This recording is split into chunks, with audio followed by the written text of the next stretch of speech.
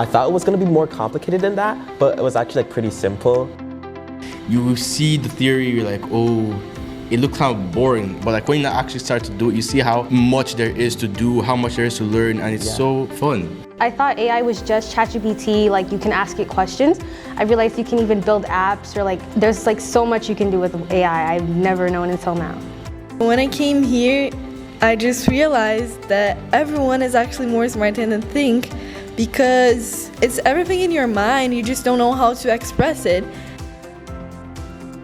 AI mainly uses data a lot because it builds certain prompts based off of the data we give it. Tech is really fun, there's so much stuff to do, it doesn't have to be coding, there's design. I mean, maybe in the future we could get a job in tech and we might be the ones building it. It's really important for the youth to learn about technology for the future, because sooner or later we're going to be like the ones, the higher ups, the authority. You get to socialize in the aspect that you're working but also having fun.